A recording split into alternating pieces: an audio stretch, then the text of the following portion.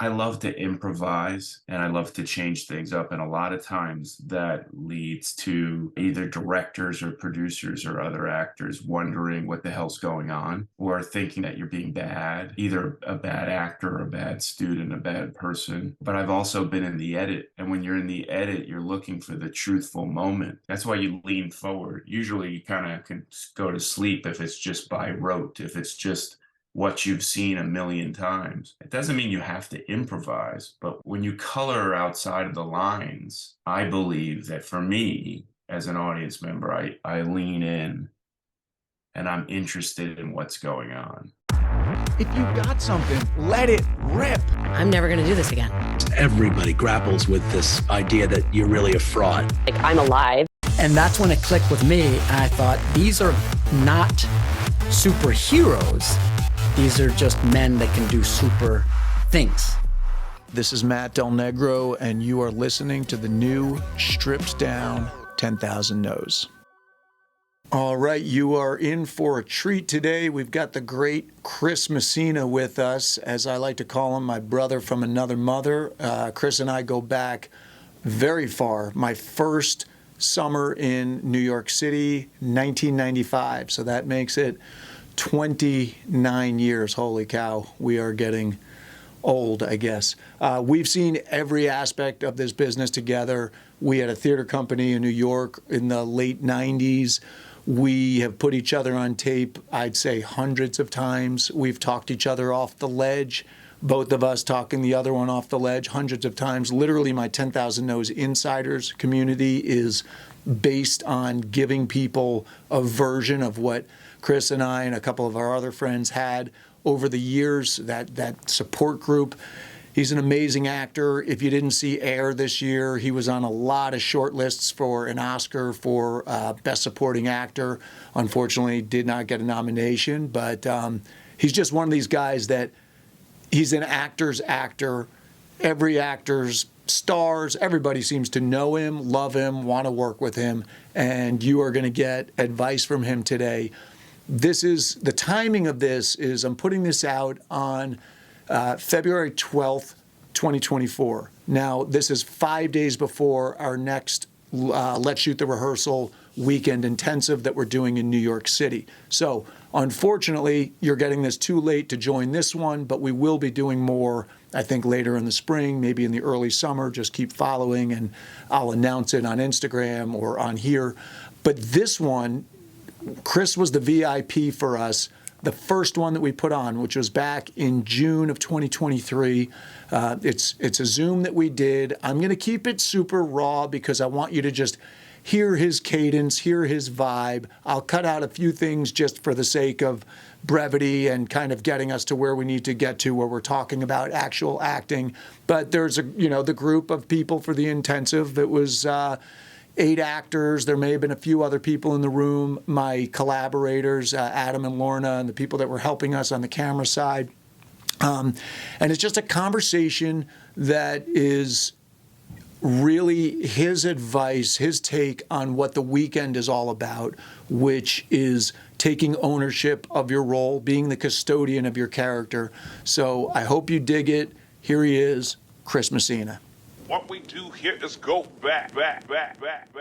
What I wanted you on this call for was what you and I were talking about last week or the other day with the Falco Gandolfini thing, that I think, as I told these guys, is kind of your superpower, that ability to not just show up and be a good boy, but to kind of own your space, own your character, not be afraid to ruffle feathers in the service of your character. Everybody's got a scene that they're doing. We've done 2 Zooms. We've kind of taken the liberty of reading them, having everybody, kind of infuse some of their thoughts, sometimes make suggestions that for edits. And I said that won't always be the case, but we're trying to just teach them to kind of take ownership. And I'm just curious of your thoughts on that, or if there's a better way to put it. So I'm not like putting you on the spot, but I don't know. How's everybody doing today? Good. I'm just waking up here, so let's see if I get my brain into Seven the in the right morning for him, it, so. it, in the right place. Down the block from my house, I am very fortunate that there's a movie theater called the Arrow Theater, and last night I got to see. Which I don't think I've ever seen it before on a big screen. I got to see Raging Bull was playing there in this 4K restoration. It's beautiful, and I mean, I think just because it's on the tip of my tongue, I'm sure you've all seen it. If you haven't seen Raging Bull, you need to watch it immediately. And if you have seen it, you should watch it again. But I think that's a great example, and there are many great examples of um, taking it all into your own hands. Um, and I'll pivot off of this, I promise. But De Niro brought that idea in that book to Martin Scorsese, and he didn't wait. Obviously he was doing well, but he didn't wait for anyone to give him permission. Um, and that whole movie is kind of breaking rules, and um, they're doing it the way they wanted to do it. And therefore the performances and all the filmmaking is just, it's almost like looking at a Van Gogh painting. It's so utterly masterful. So I promise I'll pivot and say that I think in this business, whether you're talking about the business or you're talking about the craft, you you have to make it your own. There's no right or wrong. And I think we all, including myself, fall into these traps of, and again, I'm trying to use this as an example.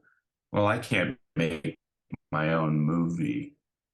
Um, I can't, I can't do that. I'm not ready to do that. I don't, and then so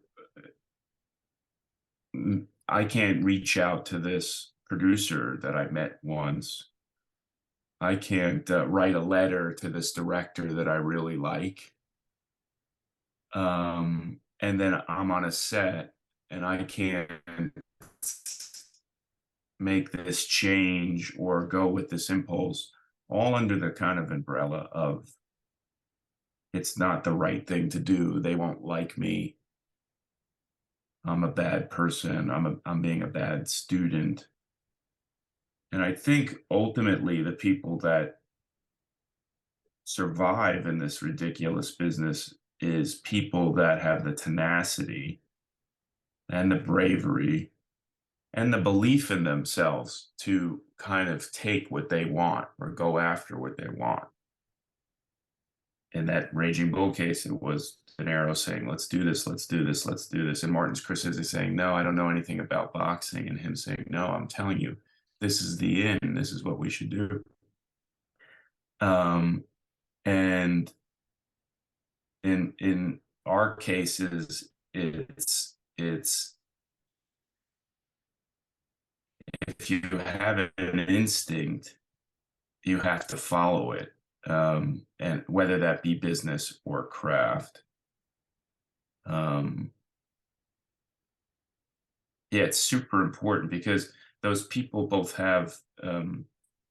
That's why you lean forward when you're watching a movie. I think because there's truth and there's a real moment. I love to improvise and I love to change things up. And a lot of times that leads to either directors or producers or other actors wondering what the hell's going on or thinking that you're being bad, either a bad actor or a bad student, a bad person. But I've also been in the edit. And when you're in the edit, you're looking for the truthful moment. You're looking for something. That's why you lean forward. Usually you kind of can go to sleep if it's just by rote, if it's just what you've seen a million times. It doesn't mean you have to improvise, but when you color outside of the lines, I believe that for me as an audience member, I lean in and I'm interested in what's going on. So, I had sent this, I imagine Matt shared it with you or read it. Edie Falco, who's obviously an extremely gifted actress, and everybody works differently. So you don't have to take my advice and go, "This is how I have to work." It has to fit your personality and style and your philosophy. But Edie Falco's talking about being very precise, knowing her lines, hitting her marks, and kind of, I think, doing it over and over again. I'm sure she's changing it up slightly with different intentions, different line readings, but it's all in this certain framework. At least this is how I read this. And Gandolfini was, from take to take, changing it up. And you have to understand, in the card of the camera, which was used to be film, I guess sometimes is, that's why there's different cards to put in. The card runs about 12 minutes long, maybe some are longer now. So there's no point in having a card in the edit of 7 takes of the same thing. There's no point of it. When you're in the edit, you go, is there anyone? Chris was mad because he did it. He was feeling so bad for himself for 6 takes, and maybe that 7th take, I got mad, and for whatever reason, no one knew it on the day. The being mad is exactly what the film or TV show needed right there. Is any of this making sense, or am I rambling? Yeah. Okay.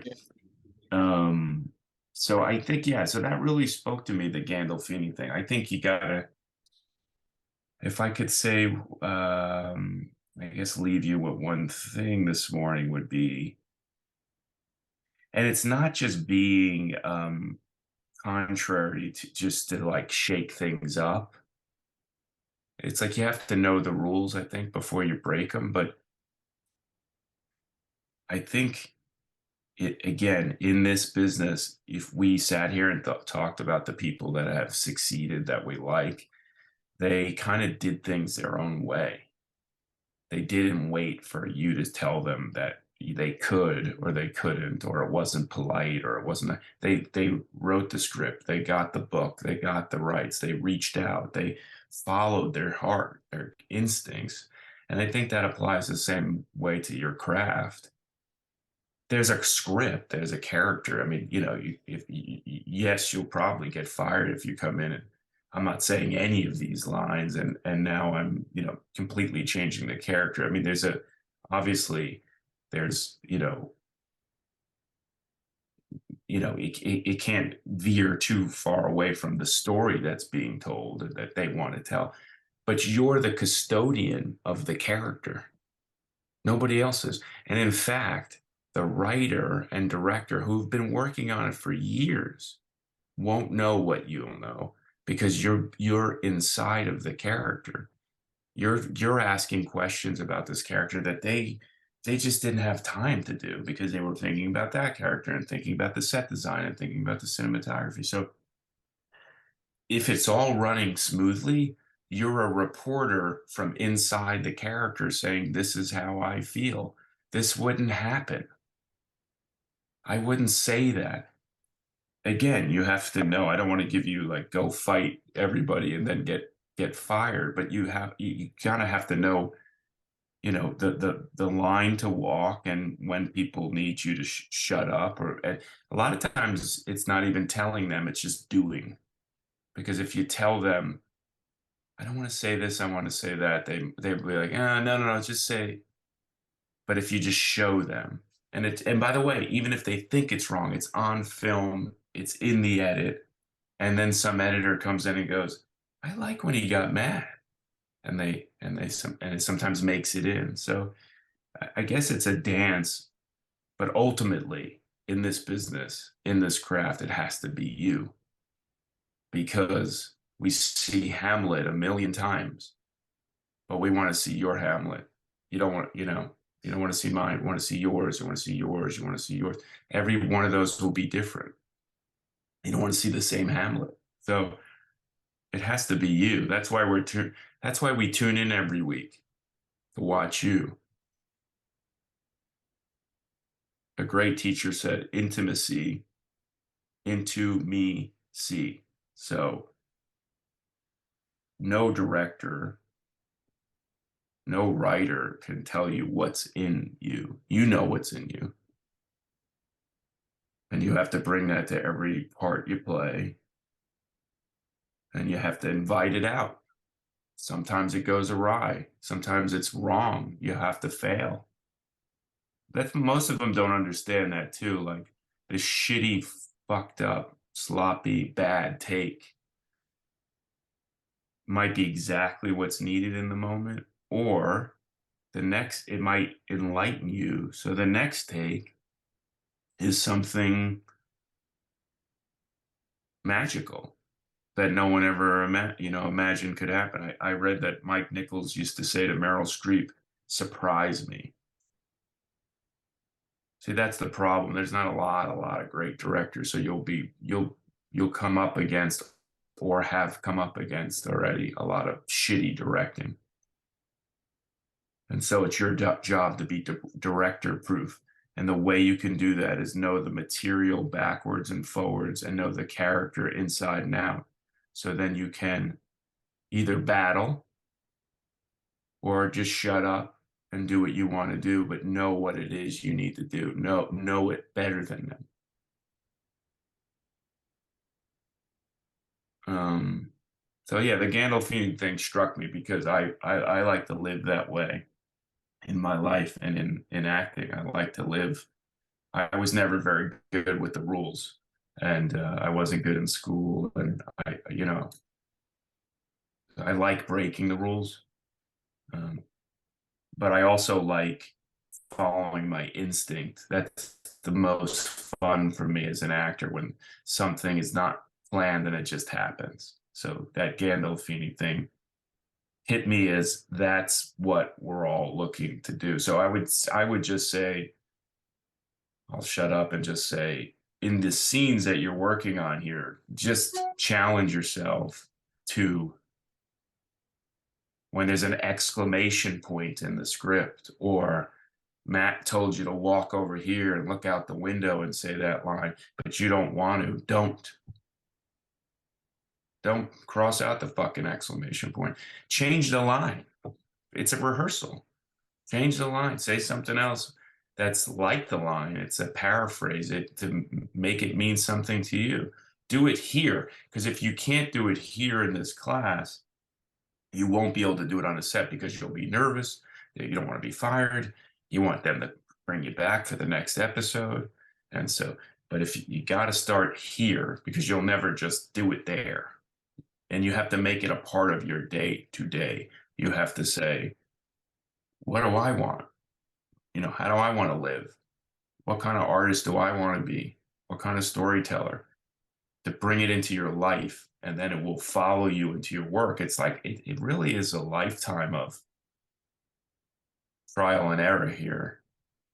And especially in this, I find whenever I talk to classes or teach a class or something, that most people are kind of, it's probably their upbringing. They're kind of stuck into wanting to be a good student and wanting to get it right and wanting to be liked.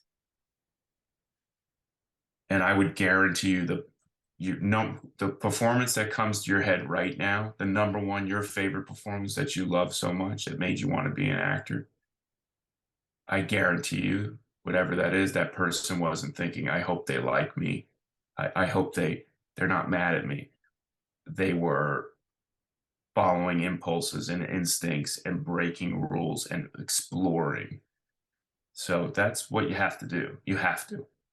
The hard part is, how do you do it? And it's just, again, a lifetime of discipline to commitment.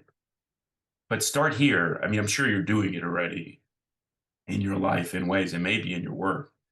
but start here today or tomorrow, whenever the scene is, and do something, not just to change it up, but follow your heart in the scene. Talk, listen, respond. We rehearsed it this one way, but now something else has happened, and I'm going to go down that road. Just go down the road and fall. And you realize, oh, I fell. Matt's not mad at me. The class isn't kicking me and hitting me and throwing things. I fell. Now I'm back up. I'll try it again. So that's my ramble. Pretty awesome yeah, ramble. ramble. Thank you, Uncle. Did, did that did that did I that won't hit? keep you. I know you got Did that a hit? lot going on. I really appreciate you doing this, and you hit everything that I was hoping you would hit. It's great to just know that you can just hand your friend the mic and they say everything that you kind of hoped and beyond. So I love it. I appreciate it. And I'll Yeah, you talk. guys are in great hands with Matt. So he's one of the the true diehard journeyman actors who this is a great conversation for Matt because he's gone through this road, I believe, in his work of being very studious, and he's probably talked to you about it. Very studious, very on point. And when we work together, I'm always trying to throw him off, and he's always trying to throw me off. And I've seen his work change when he combined the studious, the prep, the intelligence with the anarchist. And those two, that combination is lethal. It's really lethal. So you're in great hands there. I'd love to meet you all in person, and forgive my rant, but I love acting. I love actors, and it's a beautiful life and a beautiful craft. The survival isn't always the easiest. We give our lives to it. It's a sacrifice, but ultimately, it's a beautiful way to journey through this world. So I wish you all the best on your travels, and I hope I get to work with each one of you in the near future. Love you, Uncle. Thanks. Love you too. All right, that is it. Thank you for joining us. Thank you, Chris, again. Just great advice. I've heard it again as I was preparing to put this out. I had to edit it a little bit. And, when it's someone that you're that tight with, you kind of forget how lucky you are to have a friendship with someone who's such a great artist. But I'm reminded as I listened back or watched back to the that Zoom that we had that weekend. I hope you guys dug it. Again, the Let's Shoot the Rehearsal weekend for this coming weekend is sold out, but just reach out if you want to do this. We had Chris was our VIP the first time. Then we had Yul Vasquez. We had Mark Feuerstein. We're going to have Danny Pino this coming weekend, unless his shooting schedule gets in the way. But we bring in great actors to talk to our actors for the weekend, to kick off the weekend. We shoot in a great like a restaurant bar in Manhattan. We do a one-day rehearsal. That's where this Zoom took place at the AMDA rehearsal spaces. It's a cool weekend, so check it out. Also, if you like the overall vibe of what we're doing here and you want to join 10,000 No's Insiders, just the community, the virtual community, just go to 10,000nos.com and look for Insiders Community. Check that out. You can sign up right there. What else? That's it. Just if you're digging this podcast, please tell your friends about it. Please share it on social media. Give us a good review on Apple Podcast if you can. And if you don't want to do that, you just want to keep watching on YouTube or listening on Spotify or Apple Podcasts or wherever you listen to your podcast, you can do that too. I hope you dig it, and we'll see you next week. Thank you.